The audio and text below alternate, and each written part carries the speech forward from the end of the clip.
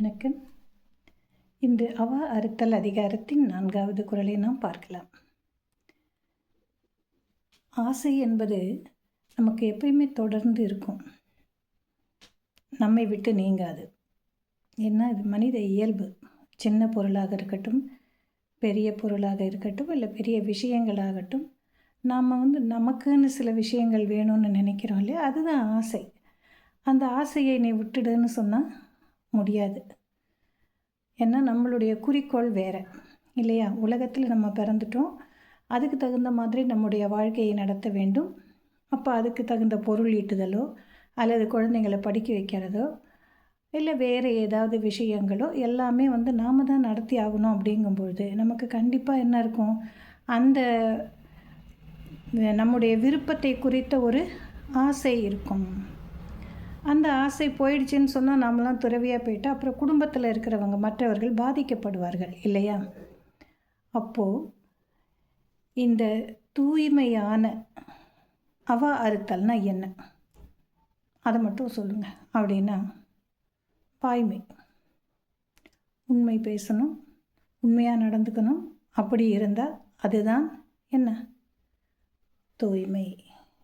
அந்த தூய்மையான அவா அறுத்தல் அப்படின்னா எல்லாராலையும் அதை கடைபிடித்தல் என்பது முடியவே முடியாது.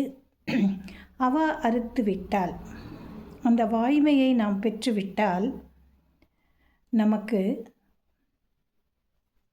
என்ன கிடைக்கும், இறைவனின் பதமலர் கிடைக்கும். எப்போ நீ போய் இறைவனை பற்று கொண்டு போயிடுன்னு சொன்னால் போகுமா? நான் போக முடியாது, போகவும் கூடாது, சரியா.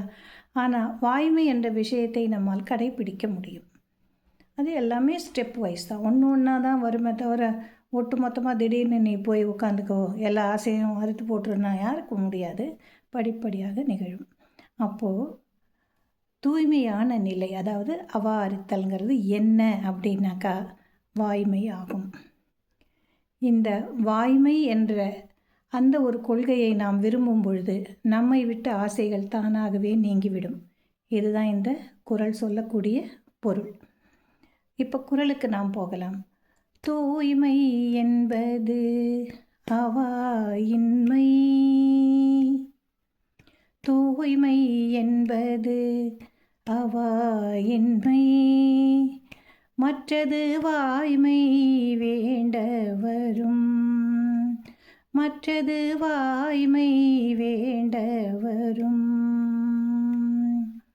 தூய்மை என்பது அவாயின்மை, மற்றது வாய்மை வேண்ட வரும். வாய்மை வேண்டவர், வாய்மையை நாம் விரும்பும் பொழுது ஆசைகள் நம்மை விட்டு நீங்கிவிடும். அந்த நம்மை விட்டு நீங்கக்கூடிய ஆசைகள் போயிடுச்சின்னு சொன்னாலே அது என்ன, அவா அறுத்தல். அவ்வளோதான்.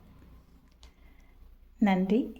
நாளை அடுத்த குறளில் நாம் மீண்டும் சந்திக்கலாம்.